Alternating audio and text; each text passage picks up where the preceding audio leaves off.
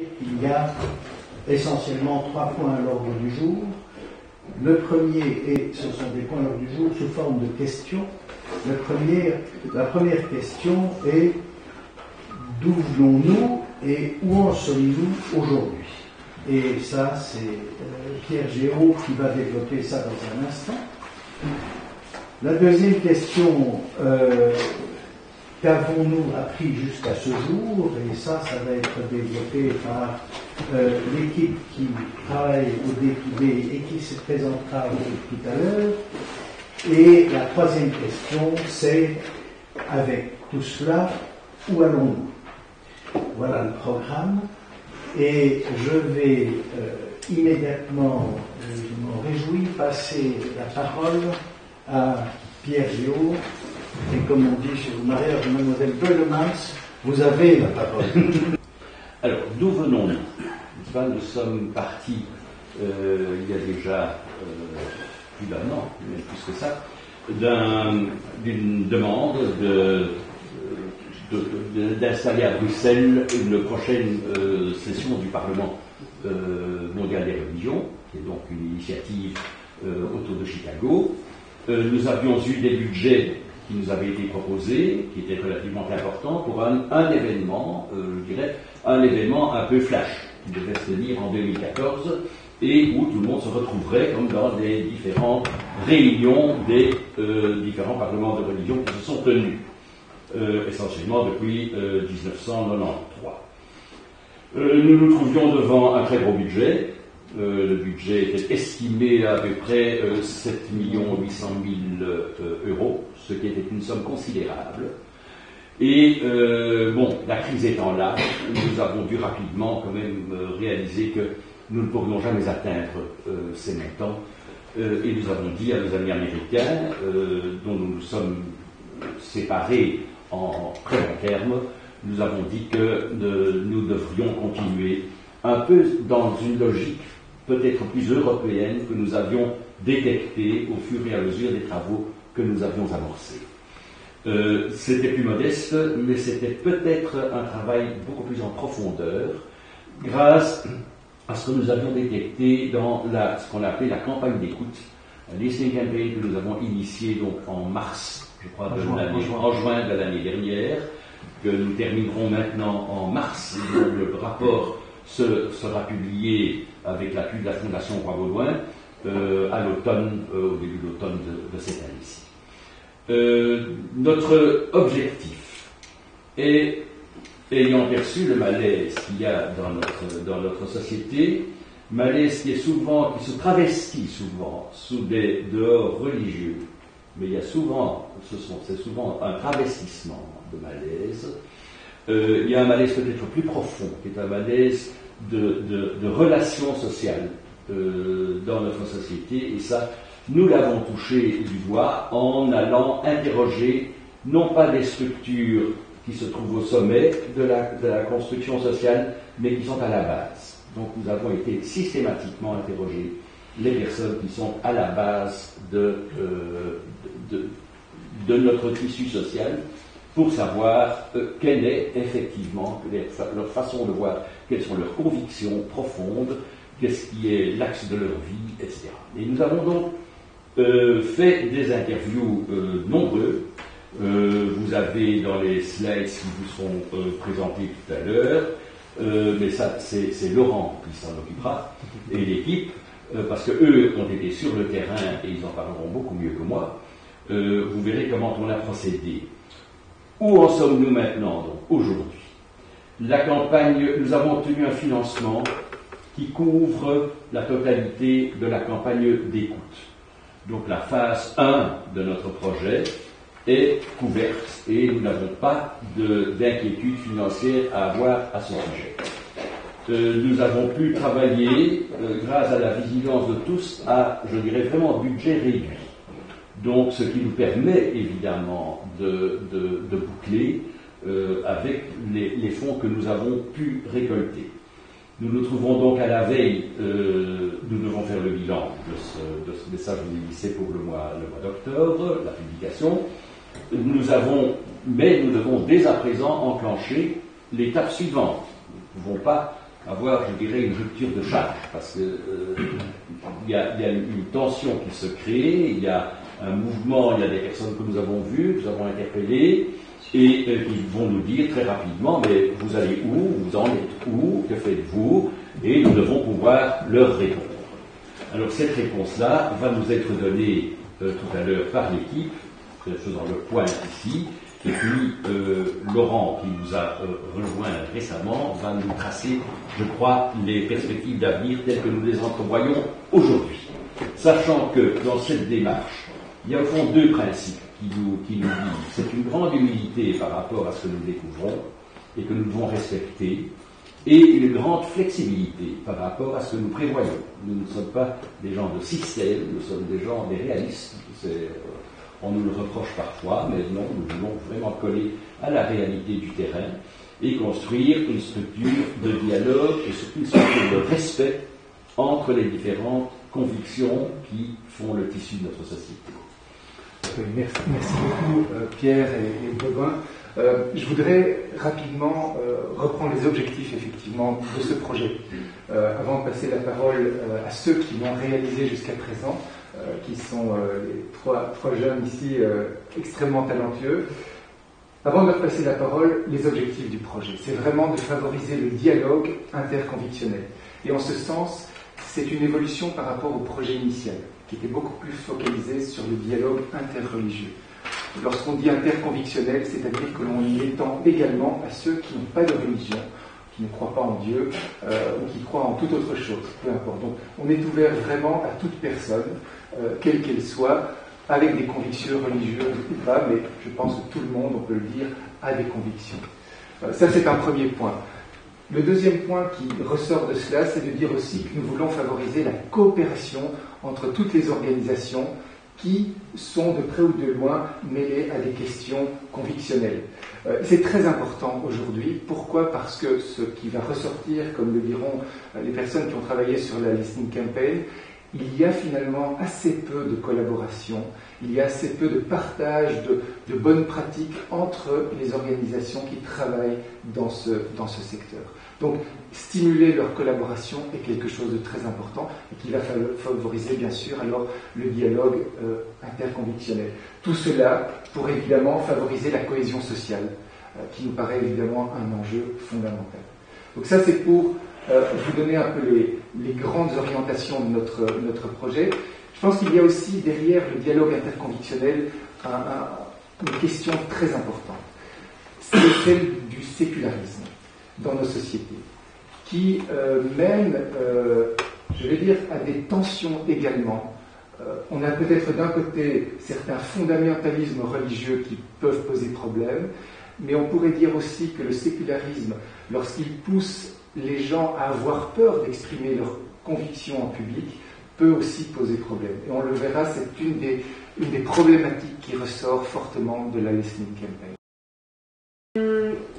Doorheen de luistercampagne hebben we in totaal ongeveer 362 mensen geïnterviewd, doorheen 216 individuele interviews en 32 focusgroepen.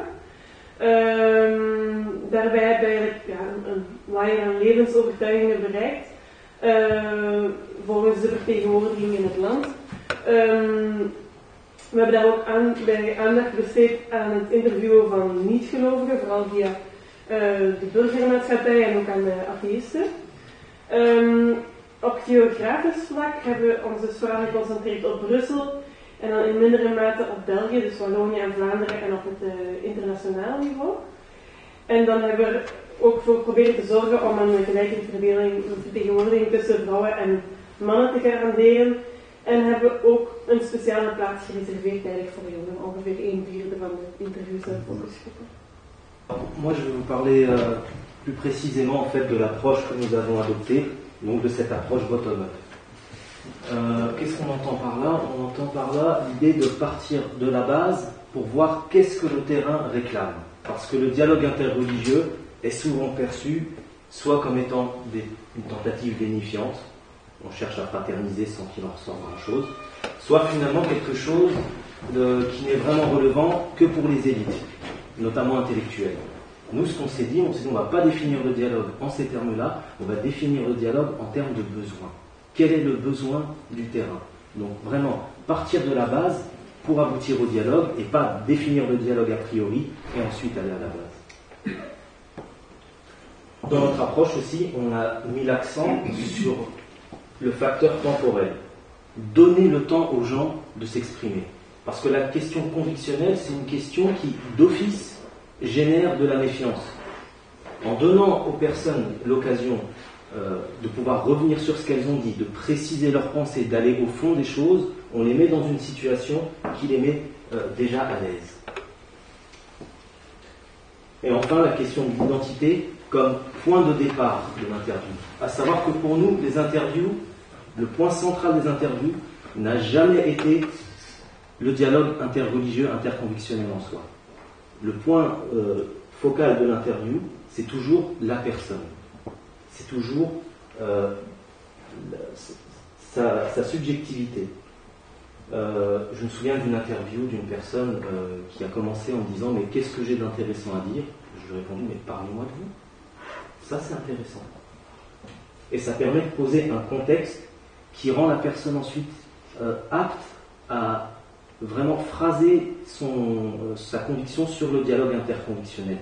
À savoir que la personne, en ayant parlé de ses valeurs, en ayant parlé des défis auxquels elle fait face, cette personne se sent plus à l'aise ensuite de parler de la question interreligieuse et interconvictionnelle. Tandis que si on pose directement la question du dialogue interreligieux et interconvictionnel d'office, la personne va dire « Mais que je ne suis pas un spécialiste du sujet ». Donc, toujours la personne comme centre de l'interview, et pas juste ses idées. Donc, pour illustrer un petit peu ce que je viens de dire, j'ai eu le grand plaisir d'interviewer un rabbin. Quand je suis arrivé chez lui, parce que l'interview s'est passée chez lui, bien sûr, l'accueil, je ne vais pas dire qu'il a été froid, mais il a été, qu'attendez-vous de moi? Parlez-moi de vous, monsieur le rabbin. Parlez-moi de vos valeurs, parlez-moi de votre tradition. Et après 1h30 d'interview, l'interview s'est terminée sur une accolade et sur une bise. Merci pour ce que vous m'avez appris, monsieur le rabbin. Ça, c'est de l'humain. Ça, c'est quelque chose qui me parle. Et ça, c'est quelque chose qu'on a envie de partager. Dus onze eerste key finding is eigenlijk dat mensen nood hebben aan een safe place. Hoe dat wij daaraan gekomen zijn, dat is in de Westencampagne is er dus gebleken dat mensen zich heel angstig voelden en belemmerd voelden om uit te komen voor hun eigen levensovertuiging. Daarnaast hebben mensen ook regelmatig hun angst en hun bekommernis geuit over zowel religieus als anti-religieus fundamentalisme. Deze spanningen die zich voordoen in de maatschappij, die zijn te wijten onder andere aan een gebrek aan interactie tussen individuelen en gemeenschappen. En dit wordt tijdens de wisselcampagne kwam dit aan bod, werd nog aangewakkerd door de economische crisis en door de snelheid van de maatschappij, door onze samenleving. Door deze snelheid en de economische crisis was er geen tijd meer en geen bereidheid meer voor een open debat en open dialoog. Onze luistercampagne was eigenlijk een safe place op zichzelf, zoals Isha, mijn collega, net heeft gezegd. Tijdens elk interview hebben wij zowel individuele als gemeenschappen de kans gegeven om op een open en eerlijke manier te communiceren over hun levensovertuiging. Tijdens de volgende fases van het proces zullen wij eigenlijk die safe place willen verder bevorderen en er nog meer creëren door mensen, door zowel individuen als gemeenschappen te laten werken aan wederzijds vertrouwen, interactie en ook tijd voor reflectie. Ik weet dat dat een beetje abstract klinkt allemaal en daarom geef ik jullie graag een voorbeeld. We hebben bijvoorbeeld een jonge moslim geïnterviewd die politiek en sociaal actief is. En die zei over die safe place eigenlijk, ik heb niet alleen de vrijheid nodig om te geloven, maar ook de vrijheid nodig om mijn geloof te praktikeren. Anders word ik schizofreen. Dus dat is eigenlijk een beetje de bottomline van wat ik hier wil zeggen. Mensen moeten die eerlijkheid hebben en die openheid kunnen voelen om op een veilige manier over hun levensovertuiging te spreken. De laterale approach, daar zal ik het volgende over zeggen. Dus heel wat mensen denken dat levensovertuiging en religies er in onze samenleving niet meer toe doen. Nu, tijdens onze luistercampagne hebben wij gemerkt dat ons dagelijks leven nog altijd gekleurd wordt door onze religieuze en levensovertuigingen. Maar ook bij niet-religieuze of niet-levensovertuigelijke organisaties, zoals sociale, culturele en jeugdorganisaties, is religie en levensovertuiging nog altijd zeer belangrijk. Zowel ook voor hun publiek. Maar deze organisaties, die dus niet levensovertuigelijk zijn, hebben niet altijd de instrumenten om met de religie en levensovertuigingen om te gaan. Nu, dat hebben we dus bevonden in onze luistercampagne. Wat wij als project daar graag aan zouden doen, is dus ook niet levensovertuigende organisaties de kans geven of instrumenten geven om met levensovertuiging en religie om te gaan. Daarnaast zouden wij ook zowel dus de religieuze en levensovertuigelijke organisaties in contact willen brengen met niet-levensovertuigelijke organisaties zoals die sociale, culturele en jeugdorganisaties, om elkaar te leren kennen en van elkaar te leren. Opnieuw een klein voorbeeldje. Mijn collega Isham heeft een focusgroep, dus een groepsinterview gedaan in het Rainbow House in Brussel. Dat is een koepelorganisatie voor homoseksuelen en lesbiennes. Toen Isham daar naartoe ging, toen zei ze van kijk, fijn dat u er bent, maar wij weten niet of wij u hierbij kunnen helpen. En het gesprek vorderde en aan het einde daarvan zeiden heel wat mensen, heel wat participanten van kijk, we beseffen nu ook dat hoewel we eigenlijk dachten dat dit ons niet aanbelangt, dit ons wel degelijk aanbelangt, want ook mensen uit onze gemeenschap, dus homoseksueel en lesbiennes, hebben levensovertuigingen en zijn gelovig. En wij moeten inderdaad aan het werk met dit thema. Avant peut-être de passer la parole à Myriam, je voudrais rapidement, pour ceux qui ne comprennent pas le néerlandais, répéter en français ce qu'a dit Lisbeth.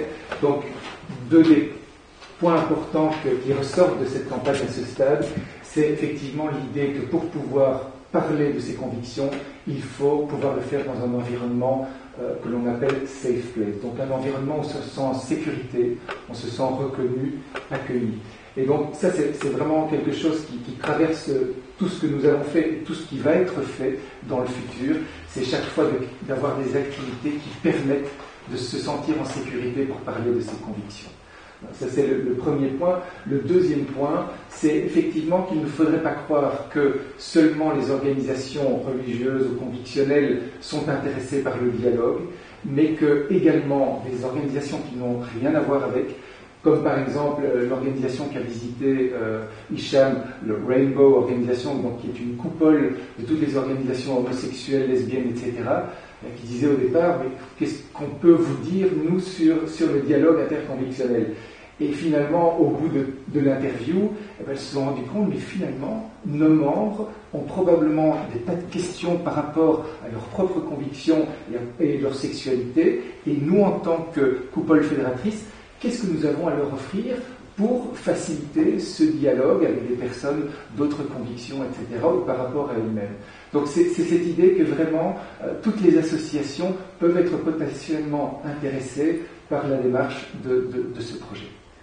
Maintenant, on va passer aux trois autres key findings avec Myriam et avec Hicham. Dat was eigenlijk om ook gemarginaliseerde mensen in de samenleving aan het woord te laten, zij die soms minder gehoord worden. Waarom? Omdat kansarmere, vaak multiculturele bevolkingslagen in onze maatschappij met specifieke uitdagingen zitten voor sociale cohesie, maar ook omdat we doorheen de luistercampagne hebben gemerkt dat zulke mensen die door sociale omstandigheden vaak dicht bij elkaar moeten leven, dat zij ook eigenlijk heel specifieke vaardigheden ontwikkelen rond dialoog en samenwerking over levensbeschouwelijke grenzen heen ook. ja, ook wat zij ook aangaven, maar ook mensen uit andere lagen van de bevolking, was dat het project eigenlijk vrijwaard moet worden van dominante religieuze en politieke invloeden. En dat het ook geen elitaire praatbarak mag worden. De bedoeling is dat het project, dus ook voor hen dat het project bottom-up blijft, dus dat het van het volk uitgaat, zeg maar. En dat er echt een reële inspanning gedaan wordt om geleidelijke, maar ook echte verandering teweeg te brengen op het vlak van intermenselijke relaties in de maatschappij. Ja, ik kan misschien ook een voorbeeld geven trouwens. Dus wat ik zei over gemarginaliseerden in de samenleving die eigenlijk blijk geven van good practices eigenlijk, van bepaalde competenties op het vlak van interlevensbeschouwelijke dialoog.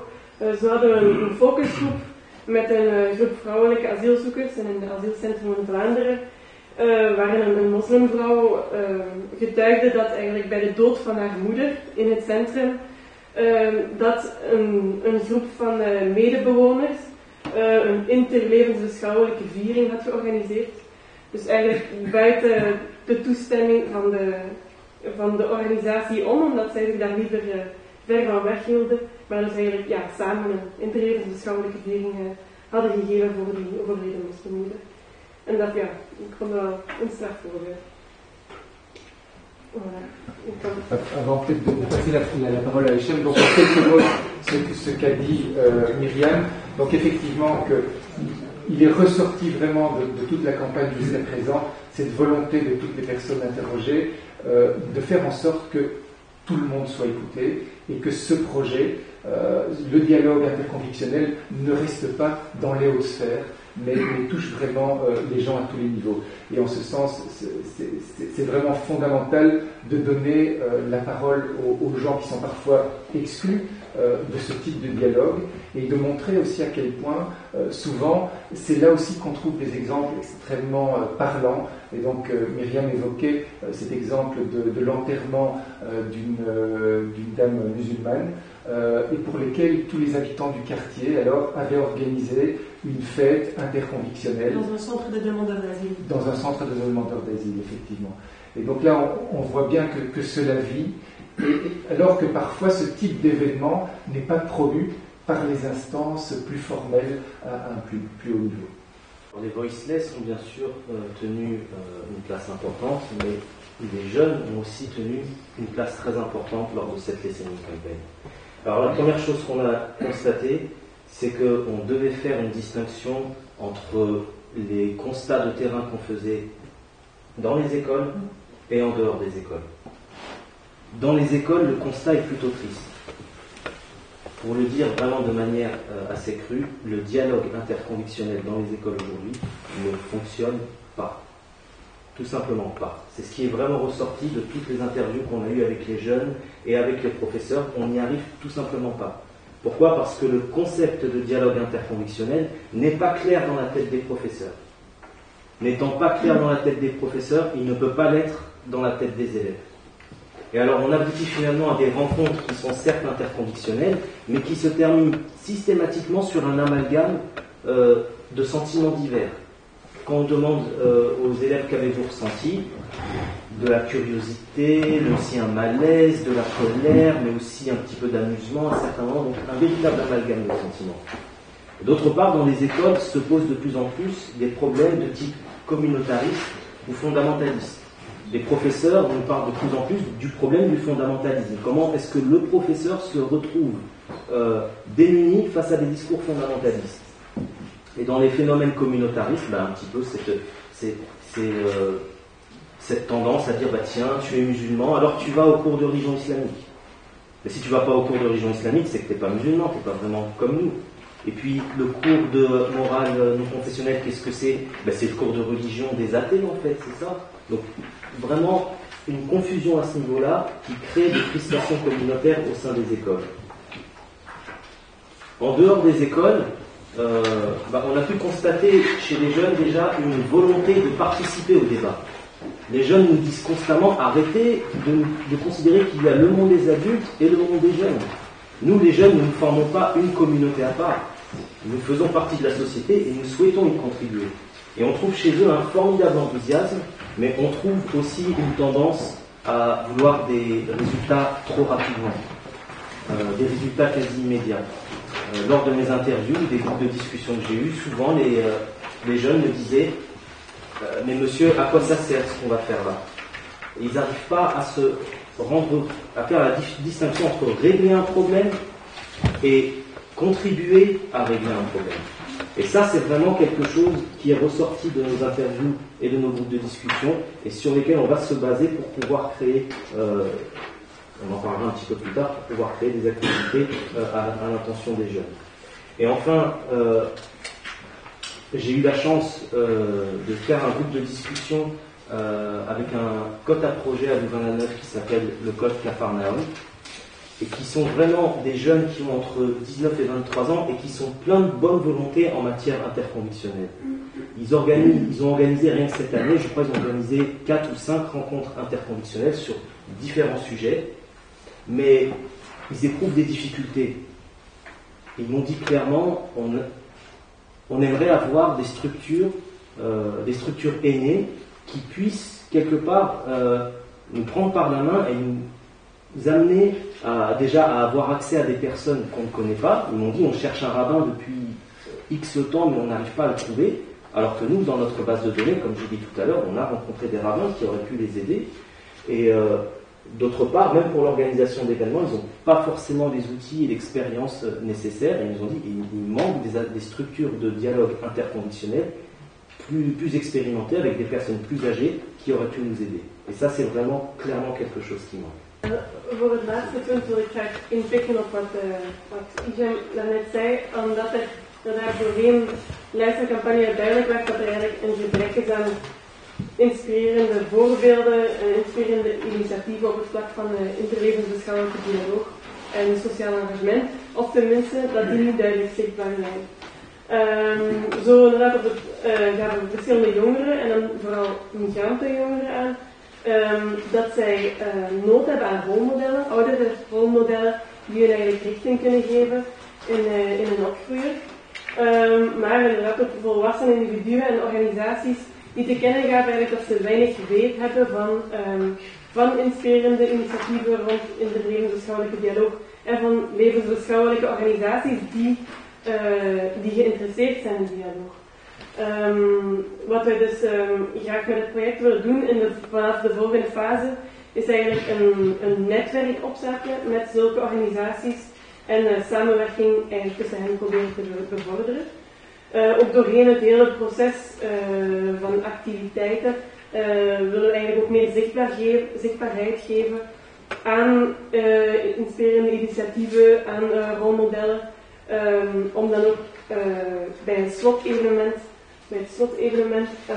een ruimte te voorzien voor een soort van markt, zeg maar, van good practices. Om eigenlijk ook het hele proces dat er aan vooraf is gegaan, waarvan wij hopen dat er een good practice wordt, om dat ook in de kijker te zetten.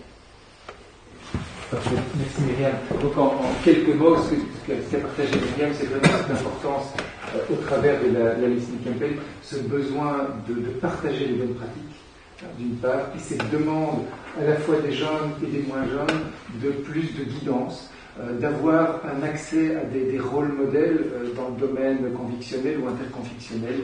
Donc il y a là, on voit bien une sorte de mismatch aujourd'hui, hein, des gens qui cherchent, qui voudraient rencontrer, mais qui ne trouvent pas, alors qu'il y a effectivement des tas de gens qui pourraient le faire. Donc il y a vraiment besoin de mettre tout cela en réseau.